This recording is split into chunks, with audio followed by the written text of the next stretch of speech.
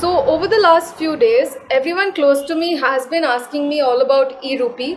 What is this exactly? Is it something that we should be bothered about? So, I started reading into it and rewatched the video about a dozen times to figure out the product construct, and that's when it struck me. E-rupee isn't really anything new. But hold on, before we get into that, hello and welcome everyone. I am Kamalika, a payments and fintech enthusiast, and I run this channel where I talk about the latest happening in the fintech world. So if that's something that interests you, then do stay tuned. Alright, so first things first. Is e-rupee similar to or an implementation of the CBDC or the central bank digital currency? Not exactly. E-rupee is more like a digital voucher or an e-voucher that can be redeemed against specific merchants or for specific usages alone.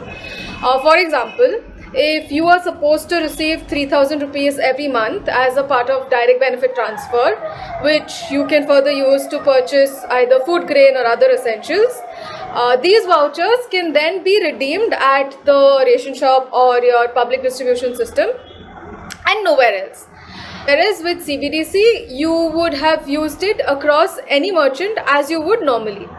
The e-rupee, which was launched yesterday, will be issued for the purposes of either getting your monthly ration if you are below poverty line, for your medical purposes, as well as for education. So these are the kind of umbrella of usages for which the e-rupee can be used for.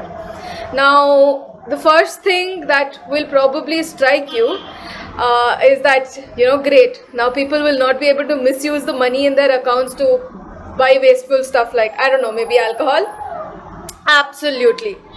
The next thing that some of you may relate to is the similarity between e-rupee and Jeonji Pay. Now this was an initiative which was run last year around September, October by the South Korean government in the province of Jeonji, wherein they had given, it was a part of the universal basic income scheme, and it was a digital first initiative. So they had given everyone in that particular district some amount of money, with the only caveat being that they had to use it only in the local economy. So this was a universal basic income scheme plus a means of stimulating the local economy as well.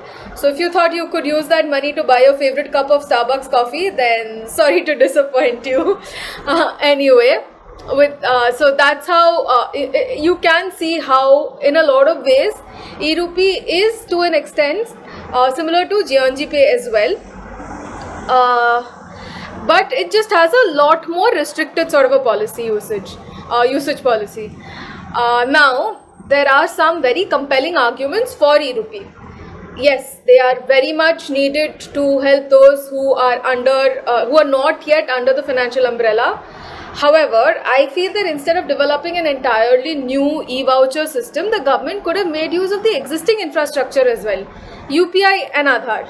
Now, hold on, for sure, with Aadhaar, you can probably identify who deserves to get how much money as a part of the DBT scheme, and you can use the UPI infrastructure to transfer that money to them. But what guarantee is there that the person won't misuse the funds that are there in their accounts, right? Well, this is where there is a feature most present in all of our banks, which is called the earmarking of balances. But before we try understanding that, let's first understand the different types of balances that are there in a bank account. So the first one is your ledger balance. Suppose you have 10,000 in your account currently. That entire amount that's present in your account is known as your ledger balance. Then you have something called a clearing balance also. Now suppose say you've made a payment to someone, but that has not yet been processed. It's not yet been fully debited from your account. But you've initiated the process. So suppose that was for 2,000 rupees. So that 2,000 will be your clearing balance. Now once that gets cleared, your ledger balance will get updated to an 8,000. But till then, your available balance is technically, in most of the cases, your ledger balance minus your clearing balance. Most of the cases. There's also something called your earmarked balance. Now to understand what exactly this means, let's take a case up. In this example, let's assume that you have an internet service provider who charges you 3,000 at the end of the month, and you want uninterrupted internet. So you've set up a standing instruction to debit that 3,000 at the end of every month and credit it to your said internet service provider. But what happens if you do not have money at the end of the account? You've used up all that money before itself. This is where your earmarked balance comes into play. Now what you can do is set aside 3,000 from your ledger balance towards payment of this particular ISP provider alone. So what happens is, at the end of the month, suppose say throughout the month you have a balance of 10,000, your available balance will be 7,000 and your earmarked balance will be 3,000. So your ledger balance is still at 10,000. You earn interest on that 10,000 alone, but you just cannot touch that 3,000 rupees, and the only person who can withdraw that 3,000 earmarked balance is the ISP account holder alone. So this could have probably been a very easier way for the government to go about distributing e-rupee or DBTs as well. But there are a few challenges that I could think of as well from why this may not have worked. The first was, when I was explaining this entire concept of earmark balance, only one friend of mine even knew what it was, let alone know how to set it up.